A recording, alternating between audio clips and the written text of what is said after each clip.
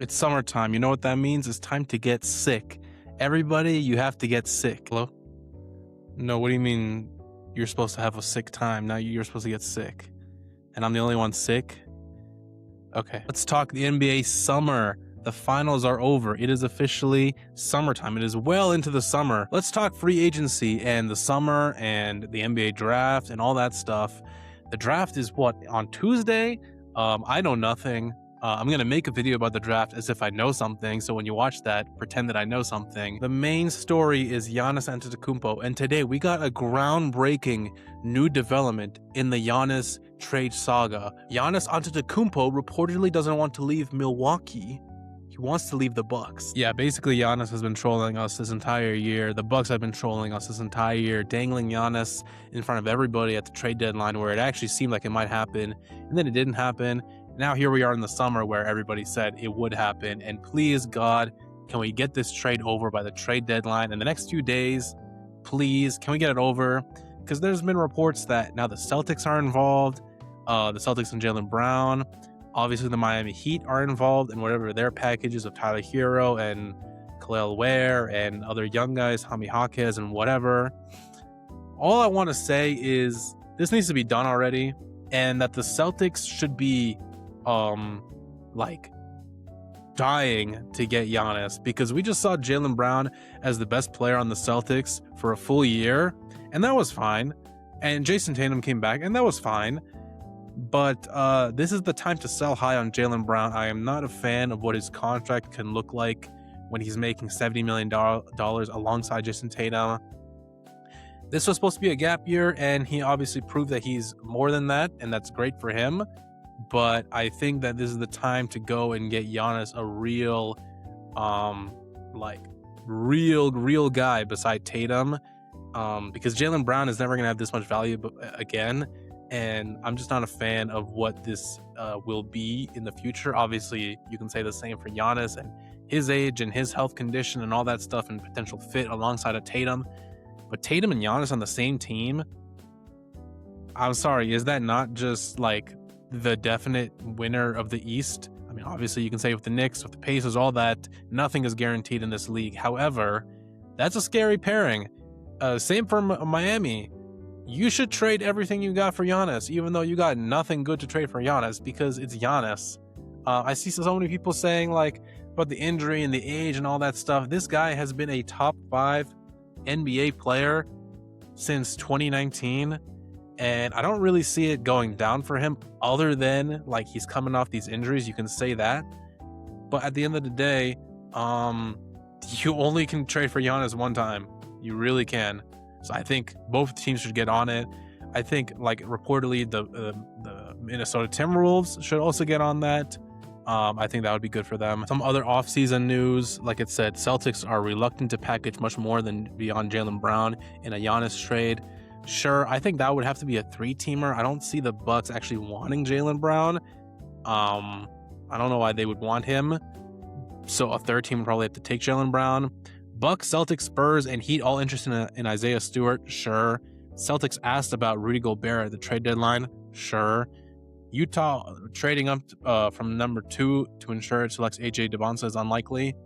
Yeah, I think the top 4 of Wizards, Jazz, Memphis, and the Bulls, they should all be happy with getting any of the top 4. All the top 4 guys are insane, elite. Now let's talk about free agency. We have to start with the Lakers. Of course we have to start with the Lakers, because if you check who's a free agent, it's basically the entire team except Luka. LeBron is a free agent. Austin Reeves is a free agent. Rui Hachimura is a free agent. Luke Kennard is a free agent. And most importantly of all, Maxi Kleber is a free agent. Now that is somebody worth getting. Obviously with LeBron, the whole thing is he wants the max. He wants as much money as he can get in maybe last or second last year of his career. I understand it. Why wouldn't you want to do that? But for team building's sake, team building around Luka and the potential fit around Luka at this age, I mean, I think this is the best fit for LeBron, is taking the 3rd role like he did this year behind Reeves and Luka. Will the money that he wants make that possible again? Unlikely. Some people have said Golden State and all that stuff. Sure. Austin Reeves is the really big one because his contract is going to be very interesting because the Lakers need to keep him as a really nice number 2 around Luka because he has proven that he is a really good player in the playoffs. He was injured, didn't get to play as much. That's a bit more questionable. His overall fit defensively aside of Luka is still questionable. But the Lakers, like, what else do you have? Like, we're going to read the free agents. The top 2 free agents are Braun and Reeves for a reason, because there's nobody else really on the market that you are like dying to sign or sign and trade or whatever to pair alongside Luka. That's much better than what LeBron and Reeves is. But at the same time, those 2 guys have been on the team and we saw that they weren't winning anything realistically. So I don't know. This has been the Lakers thing this entire time. They need to keep these guys because they're not going to get anybody better, but this is not good enough to win around Luka. I don't know what they do. And then there was reports that Luka wants an A+ center alongside him. I don't know what he thought Ayton was. Ayton is a capital A. Ayton, capital A, Ayton, A+. I don't know what else you want from that. Obviously, there's been rumors about them getting Duren. Duren is a very interesting restricted free agent, I believe, because obviously most of the time they stay with their team, all-star, drafted by the Pistons. You're going to stay with your team. However, the max money that he wants for the way that his season ended, like we talked about on the podcast, like so many people have said, Duren lost as much value or as much money as you could lose in your second playoff run as a young player could. His averages went from 19-10 to like 10-8. He did not have a single good dominant game that looked like himself in the regular season. He really struggled with the physicality of the Magic. And then the Cavaliers, like with Jared Allen, Evan Mobley, the Magic, all their big guys, that was a real struggle, and that was painful to watch. Duren was not very good in those matchups. And then for the Pistons, you think that Duren alongside Cade is a great fit, and it is, but if Duren is going to struggle and is going to be so reliant on a Cade to score, and is going to be so reliant on Cade's playmaking ability for his ability to score, and he's not, like, he showed improvement in the regular season, but in the playoffs, like we saw, it really reverted back to a really bad state for him. If he's not going to be able to grow like to a much higher level than what we saw from him, I don't feel comfortable giving him that big of a contract, because then what? You're going to have to give Asar a big contract because he is a top 5 defender in the league. And then what? You're still stuck with Cade doing all the work, Asar doing all the defensive work, and then Duren doing the rebounding and the center work, but he's still a bit questionable on defense, questionable on offense, reliant on Cade on offense. And then what? The rest of the team is shooting, and I don't know. It just feels like the Pistons are already like, I'm not loving this. Like, obviously they had an amazing regular season, winning 60+ games. In the playoffs, what we all said would happen, Cade has the ball the entire time. He has to score all the time. That's what happened. I don't know. So Duren's contract is going to be a big thing as well. I think he's going to stay. And I think Austin Reeves, like, going back to the Lakers, should stay on the Lakers for the Lakers' sake. There is some rumors of the Nets and whatever else. Some teams that have cap space, but there's not a lot of teams that have cap space.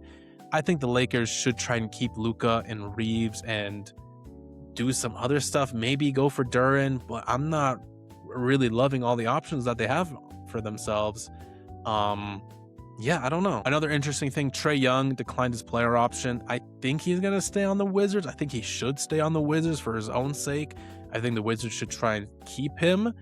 Like I talked about in the video when he got traded, this is a great trade if he stayed on his player option. If you have to negotiate a deal and that deal involves giving Trae Young however many millions of dollars that he gets, then it's going to look more questionable depending on the price. But, Jalen Brunson won an MVP, finals MVP. Maybe Trae Young can do it too, And then the Thunder, this is also a really big offseason for the Thunder, because Isaiah Hartenstein has a team option.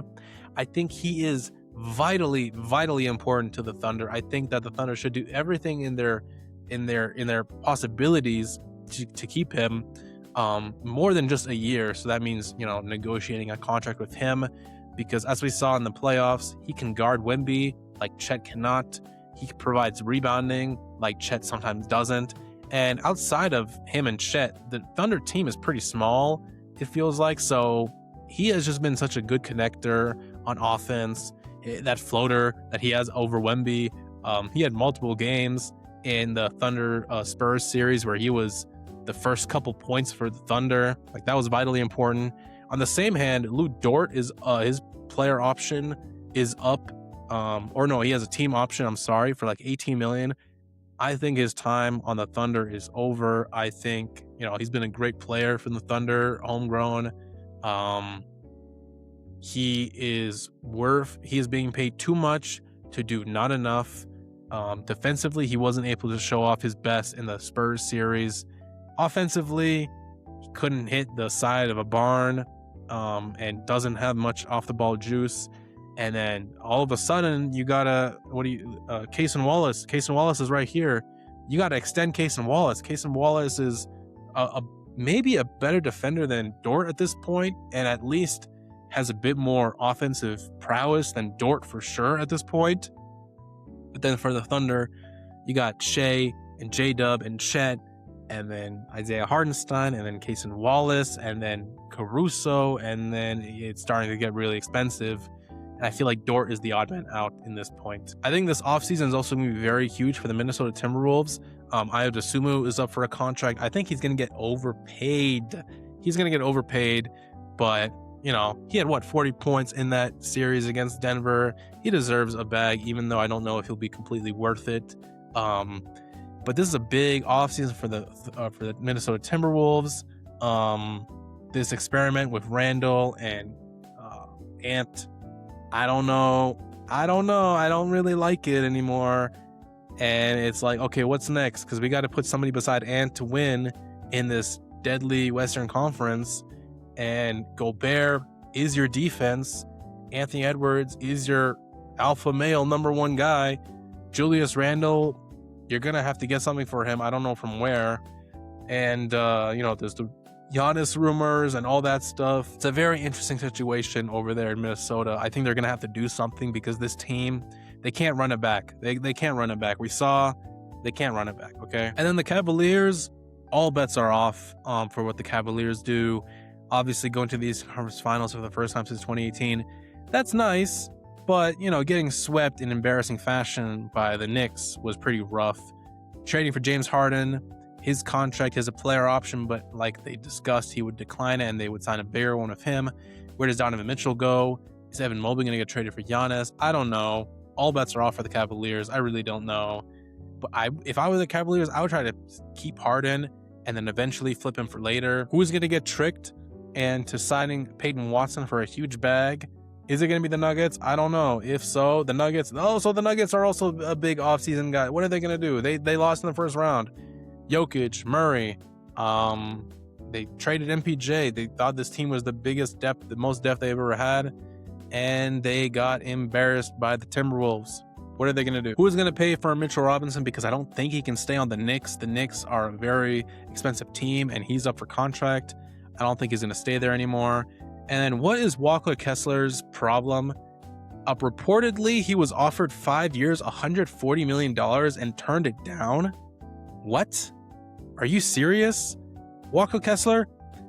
I don't even know. Is he even like a top 15 center? Like, he would be like 12 to 15. That's cool. The Jazz are a bad team hoping to be good soon. That's cool. Why are you turning down $140 million for 5 years? That is an amazing deal for you if that's what you were offered, especially coming off an injury that kept him out the entire season. I forgot what it was, ACL or something.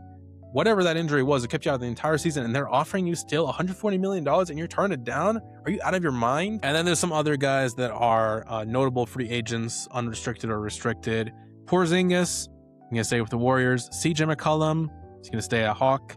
Wiggins, Tobias Harris, Draymond Green has a player option. Kuminga has a team option. Vucevic got traded to the Celtics. I don't know about him. Colin Sexton, Anthony Simons, Kobe White. A lot of guys, obviously, everything revolves around Giannis. I think once the Giannis trade happens, which as it has been reported, will happen before the trade deadline. So it's going to happen in 3 days. It's going to happen in 3 days, guys. So who knows? But I think once that happens, everything else, the waterfall, the dam will break and everything else will come out, and we will be basking in the glory of summer, NBA, free agency, and the draft, and trades. It's going to be like all over your face, right? Thank you for watching. Thank you for watching, and goodbye.